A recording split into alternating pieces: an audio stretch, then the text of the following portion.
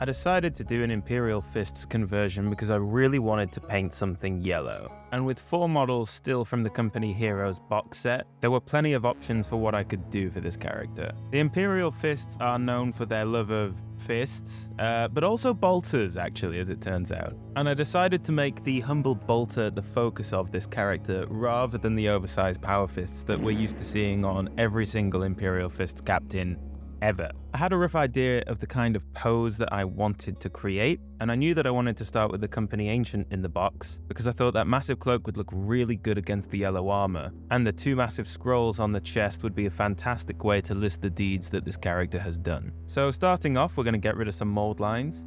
Don't worry about the craft knife, it's blunt as a brick. I've been using it forever, so it's not going to dig too deep and gouge the plastic. It is, at the moment, a fantastic tool for getting rid of my mold line. So I'm just going to take the time, do that, make it look nice, and then, yeah, we'll move on. Repeating the process with the front of the Marine. This is 90% of the actual work kind of done for us. It's a very basic pose, and I'm not going to try doing any leg swaps. I like this as a sort of basic template to which we can apply all of the small bits that will make it unique. So we glue those together, and like I said, that's going to leave us with a fantastic template to build from. I decided I want to get rid of the left-hand arm, so I used clippers to snip that out.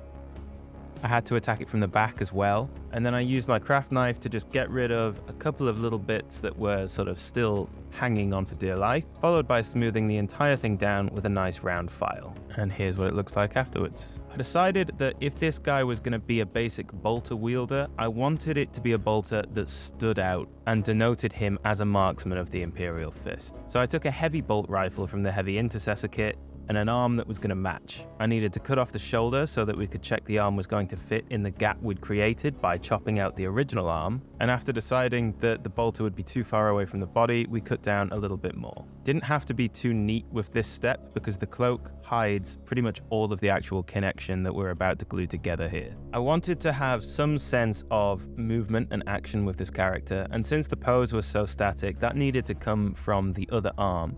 So I chopped the hand off of the bolt rifle, and I knew that I wanted to have him cocking his gun or loading a new magazine, something to that effect. After gluing the bolt rifle to the arm, I realized that again, it was still too far away from the body, so I needed to take the arm out and actually chop off more of the back of that arm. Again, I didn't actually need to be careful about this because the cloak was going to conceal basically everything that we glued together here. Once everything was glued together, I just nudged everything into roughly the right position and let it cure. Next, because we weren't actually changing all too much about the model, I was just dry fitting the cloak and the backpack and kind of having a look at how that was all going to work with what I'd done so far. So as usual, just decided to neaten up the mold lines on the backpack and make sure everything was ready for gluing. Here was the rough dry fit with, I think it's an intercessor arm that I found, jamming a new magazine straight into the bolt rifle. Next, because a portion of the bolt rifle is missing, I took this magazine, chopped off the actual magazine section,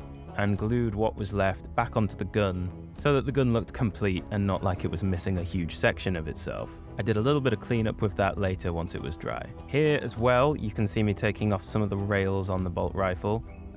With this character being a marksman, I wanted to give him some kind of scope to kind of show that he was a marksman and a crack shot. So I took those rails off and I got this scope from, again, I think from an intercessor kit, and glued it to the rail.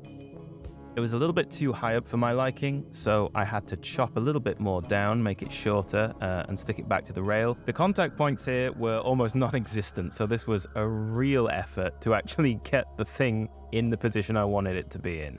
But eventually we did get there. Now it was time to stick on the cloak and the backpack and kind of bring the whole piece together. Because of the position that this model is in, if you build it as it is on the box, the cloak on the right shoulder sits a little bit too high, and so the way it sticks over the shoulder pad isn't 100% natural, but you know, we rolled with it and we're kind of making it work anyway. Once the cloak was glued on front and back properly, this is the kind of result that we're left with. I decided to give this guy a Blade Guard veteran style helmet. I wanted to show that he means business, and whilst his war gear is not that fancy, I wanted to show that he's more than just your standard foot troop. After gluing on the right arm, I had a look at what spare shoulder pads I had lying around, and this one had a nice little bolt shell or some kind of ammo hanging off it. I thought that was quite fitting. Again, he is a marksman. It would be normal for him to decorate himself with bullets. And finally, we glued him to the base. I am really happy with how this model turned out. I know that it is a very simple kit bash. There really is not a lot going on here compared to the Iron Hands Captain we did last time. It's literally a very simple head swap and an arm swap, with some really simple changes to the left arm and the front section of cloak in order to make that bolt rifle sit where I wanted it to sit. And after painting him up, here is the finished result. I think the color scheme is what really brings this character to life. It's not a complicated kit bash by any means, but there's something about him that I think really makes him look like a Fist. You can tell exactly what you're looking at and what he does. The model almost tells a story, and there's just enough movement from the arm and the way he's holding the bolter to convince you that he's getting ready to jam that magazine in and take his next shot. I really hope you enjoyed the video. I hope you enjoyed the model. Thank you so much for watching, and we'll see you next time.